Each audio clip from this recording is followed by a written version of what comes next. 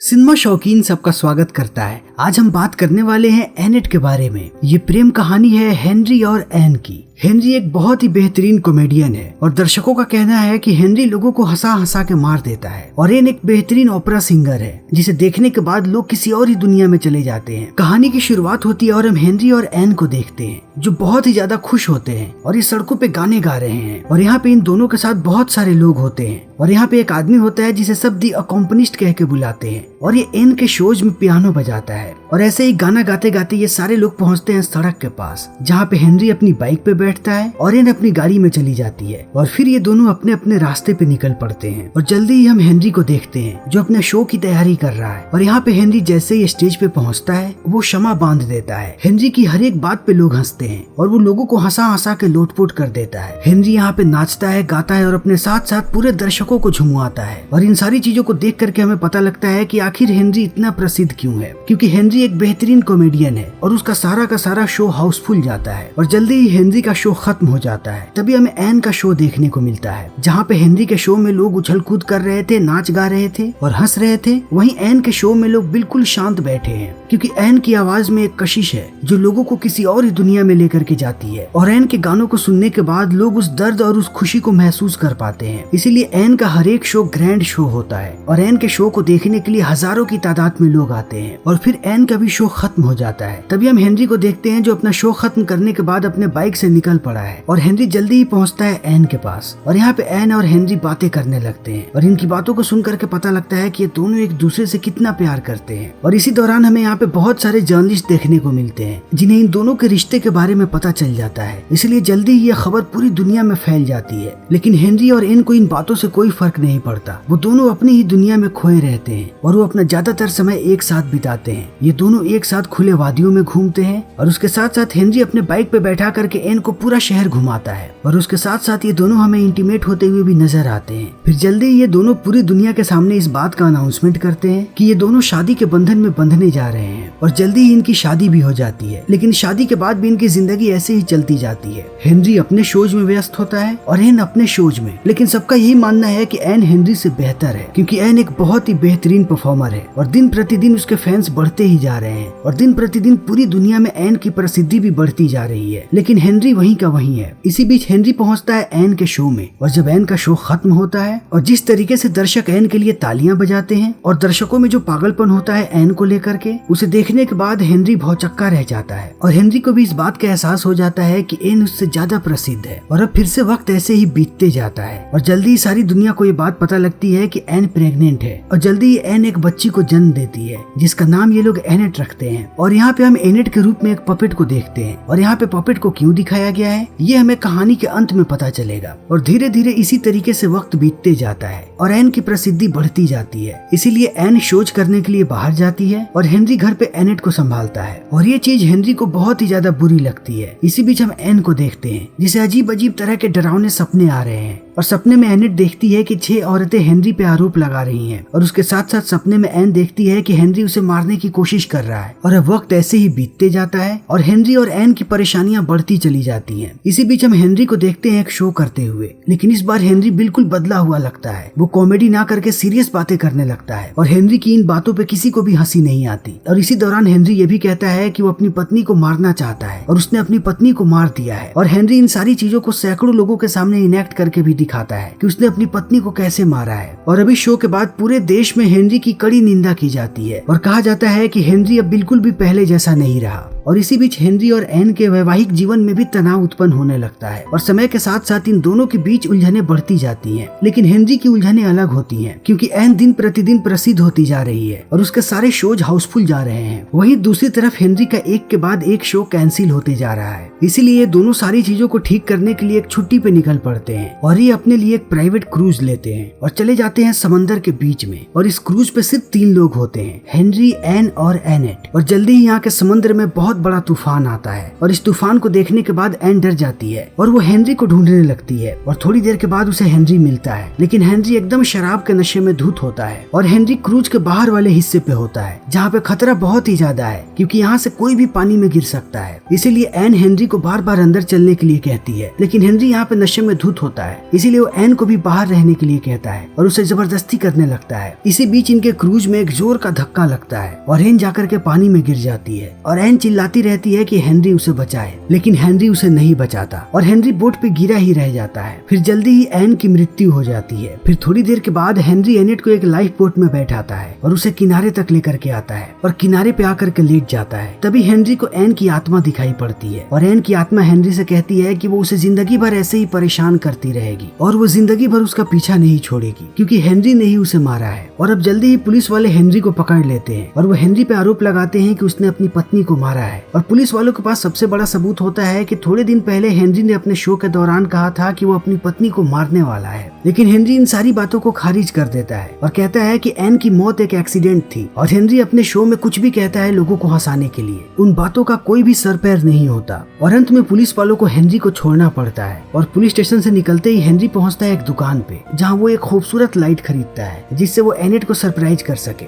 और जल्दी ही हेनरी उस लाइट को लेकर के पहुंचता है एनेट के पास और जैसे ही हेनरी उस लाइट को जलाता है एनेट सच में सरप्राइज हो जाती है। और यहाँ पे एक चमत्कार होता है, हेनरी देखता है कि एनेट गाना गा रही है और वो भी इतनी छोटी सी उम्र में, और एनेट की आवाज बिल्कुल एन जैसी है और इसकी आवाज में भी वही कशिश है जो कशिश एन की आवाज में थी। इसीलिए इन सारी चीजों को देखने के बाद हेनरी को इस चीज पे विश्वास नहीं होता और हेनरी इस चीज को देख करके बहुत ज्यादा खुश भी होता है क्योंकि हेनरी अब शो करवाना चाहता है एनेट से, क्योंकि हेनरी पूरी तरीके से कंगाल हो चुका है। इसीलिए हेनरी अगले दिन पहुंचता है एन के कंडक्टर के पास जिसे सब दी अकॉम्पनिश्ड भी कह के बुलाते हैं। और यहाँ पे हेनरी कंडक्टर को कहता है कि वो उसे एक चमत्कार दिखाना चाहता है और इतना कहने के बाद हेनरी कंडक्टर को अपने घर पे लाता है और कंडक्टर भी एनेट को गाता हुआ देखने के बाद बहुत चक्का रह जाता है। तब हेनरी कंडक्टर को पूरी प्लानिंग बताता है और कहता है कि हम एनेट से पूरी दुनिया में शो करवाएंगे क्योंकि ऐसा चमत्कार दुनिया में आज से पहले किसी ने नहीं देखा है। लेकिन शुरू में कंडक्टर इस चीज के लिए मना करता है और कहता है कि एक छोटे बच्चे से हम इतने सारे शोज नहीं करवा सकते क्योंकि ये उससे उसका बचपन छीनने के बराबर होगा। लेकिन हेनरी इस बात को नहीं मानता और वो कंडक्टर को कोशिश करने के लिए कहता है और हेनरी की जिंदगी ऐसे ही चलती जाती है। लेकिन हेनरी को वो सपने बार बार परेशान करते हैं और उसे ऐसा लगता है कि एन हमेशा उसके साथ है और एन उस पर हावी होने की कोशिश कर रही है। तभी इसी बीच कंडक्टर भी मान जाता है एनेट का शो करवाने के लिए और जल्दी ही एनेट का शो शुरू हो जाता है और हम हेनरी को देखते हैं जो कि दर्शकों से अपनी बेटी को इंट्रोड्यूस करवाता है और एनेट परफॉर्म करना शुरू कर देती है। और एनेट की परफॉर्मेंस देखने के बाद लोग आश्चर्यचकित रह जाते हैं और लोग समझ नहीं पाते हैं कि इतनी छोटी सी बच्ची इतना प्यारा गाना कैसे गा सकती है। इसीलिए दिन प्रतिदिन एनेट पूरी दुनिया में प्रसिद्ध होती चली जाती है और जल्दी ही एनेट बहुत बड़ी स्टार बन जाती है और सारे लोग उसका गाना सुनना चाहते हैं, वो उससे मिलना चाहते हैं। और एनेट की इस प्रसिद्धि के कारण एक बार फिर से हेनरी के पास बहुत सारे पैसे आ जाते हैं और हेनरी और एनेट पूरी दुनिया घूम करके शोज करते हैं और इनके साथ कंडक्टर भी होता है। और इसी दौरान हमें नजर आता है कि एनेट का ज्यादातर ख्याल कंडक्टर रखा करता है और हेनरी उसके साथ ज्यादातर वक्त होता ही नहीं है। फिर एक दिन कंडक्टर एनेट को वही गाना सिखाता है जो गाना उसकी माँ गाया करती थी और इस गाने को एन तभी गाया करती थी जब उसके पास हेनरी हुआ करता था, लेकिन इस गाने को कंडक्टर ने कंपोज किया था। तभी दूसरी तरफ हम हेनरी को देखते हैं जिसने एक बार फिर से अपनी अय्याशी शुरू कर दी है क्योंकि एक बार फिर से उसके पास बहुत सारे पैसे आ गए हैं। इसीलिए वो रात रात भर शराब पीता है और रात रात भर क्लब्स में घूमता रहता है। और इस बीच एनेट कंडक्टर के पास होती है और वक्त ऐसे ही बीतते जाता है और दिन प्रतिदिन हेनरी शराब में डूबता जाता है। फिर एक दिन जब हेनरी नशे में धुत घर पहुंचता है तब वो देखता है कि एनेट वही गाना गा रही है जिस गाने को वो और एन गाया करते थे। इसीलिए इस गाने को सुनते ही हेनरी बौखला जाता है और वो कंडक्टर से कहता है कि एनेट को इस गाने के बारे में कैसे पता, क्योंकि ये मेरा और एन का गाना हुआ करता था। तब कंडक्टर कहता है कि ये मेरा गाना है और मैंने इस गाने को कंपोज किया था। और हेनरी इस बात को सुनने के बाद और भी ज्यादा भड़क जाता है और कंडक्टर से कहता है कि मैं इसका मतलब ये समझूं कि तुम्हारा और एन का नाजायज संबंध था। लेकिन कंडक्टर इस बात के लिए मना करता है। लेकिन हेनरी का गुस्सा बढ़ते ही जाता है और हेनरी कंडक्टर को मारने लगता है और उसे बहुत मारने के बाद उसे अपने पुल में डुबा डुबा के जान से मार देता है और यहीं पे कंडक्टर की मृत्यु हो जाती है। और एनेट इन सारी चीजों को देख लेती है और हेनरी कंडक्टर के लाश को ठिकाने लगा देता है। और लाश को ठिकाने लगाने के बाद हेनरी पहुंचता है एनेट के पास और कहता है कि मैं तुम्हें और तकलीफ नहीं दूंगा। और इतना कहने के बाद हेनरी अनाउंसमेंट करता है कि एनेट का बस एक आखिरी शो होगा, उसके बाद से एनेट कभी भी परफॉर्म नहीं करेगी। और जल्दी ही ये बात पूरी दुनिया दुनिया में फैल जाती है। इसीलिए अब बहुत सारे लोग एनेट का आखिरी शो देखना चाहते हैं। इसीलिए ये शो बहुत ही ग्रैंड होता है और लाखों लोग आए होते हैं एनेट का शो देखने के लिए। और जल्दी ही ये शो शुरू हो जाता है और सारे लोग इंतजार कर रहे होते हैं कि अब एनेट गाना गाएगी, लेकिन एनेट गाना नहीं गा पाती। और सारे लोग एनेट को आश्वासन देने लगते हैं कि वो डरे ना, क्योंकि सबको लगता है कि एनेट घबरा गई है, क्योंकि उसने आज से पहले लाखों लोगों के सामने कभी भी परफॉर्म नहीं किया है। लेकिन एनेट ऐसे ही चुप रहती है और थोड़ी देर के बाद वो लाखों लोगों के सामने कहती है कि मेरे डैडी लोगों का कत्ल करते हैं। और इस बात को सुनने के बाद सारे लोग भौचक्का रह जाते हैं और हर जगह ये बात फैलने लगती है। इसीलिए पुलिस वाले जल्दी ही पहुंचते हैं हेनरी के घर पे और वहाँ पे उन्हें कंडक्टर की लाश मिलती है। इसीलिए पुलिस वाले हेनरी को जल्दी ही गिरफ्तार कर लेते हैं और उस पर कत्ल का मुकदमा चलने लगता है। और अदालत में जब हेनरी पे कार्यवाही चल रही होती है तब उसे एन नजर आती है और एन यहाँ पे हेनरी से कहती है कि मैं तुम्हारा जिंदगी भर ऐसे ही पीछा करती रहूंगी। और जल्दी ये बात साबित हो जाती है कि हेनरी ने ही कंडक्टर का खून किया है। इसीलिए हेनरी को अब आजीवन कारावास में डाल दिया जाता है और वक्त ऐसे ही बीतते जाता है। और थोड़े समय के बाद एनेट जेल में मिलने आती है हेनरी से और हेनरी एनेट से कहता है कि तुम बहुत ही ज्यादा बदल चुकी हो। और एनेट भी हेनरी से यही कहती है। और यहाँ पे हम पहली बार एनेट को इंसान के रूप में देखते हैं, ना कि एक मूर्त के रूप में। और इससे हमें ये बात पता लगती है कि एनेट अब किसी की भी हाथ की कठपुतली नहीं है, बल्कि वो अपने डिसीजंस खुद ले सकती है। और एनेट यही बात हेनरी से कहती है कि उसने हमेशा ही उसका इस्तेमाल किया है और उसने कभी भी उससे प्यार नहीं किया। इसीलिए अब एनेट भी हेनरी से प्यार नहीं करती और वो हेनरी से कहती है कि अब आपके पास दुनिया में कोई भी नहीं है प्यार करने के लिए। और हेनरी एनेट को समझाता है कि उसके पास अभी भी वो है, लेकिन एनेट इस बात को नहीं मानती और कहती है कि वो दोबारा कभी भी हेनरी से नहीं मिलना चाहती। और एनेट अब जिंदगी में कभी गाना भी नहीं गाएगी और वो ना ही हेनरी को माफ करेगी और ना ही एन को। और एनेट बार बार इन्हीं बातों को दोहराती है और हेनरी उसे समझाने की कोशिश करता है कि वो ऐसा ना करे, लेकिन एनेट अपने जिद पे अड़ी रहती है और वो अपने माता पिता को जिंदगी में कभी भी माफ नहीं करना चाहती। और अब एनेट यहाँ से जाते समय आखिरी बार हेनरी से कहती है कि अब आपका कोई भी अपना नहीं है। और इतना कहने के बाद एनेट यहाँ से जाने लगती है और हेनरी उसे देखता रहता है और ये फिल्म यहीं पे खत्म हो जाती है। तो दोस्तों, इसी के साथ हमारी आज की ये वीडियो यहीं पे खत्म होती है। उम्मीद है कि आपको हमारी ये वीडियो पसंद आई होगी। अगर आपको हमारी ये वीडियो पसंद आई हो तो इसे लाइक करें, शेयर करें और चैनल को सब्सक्राइब करें। Thank you.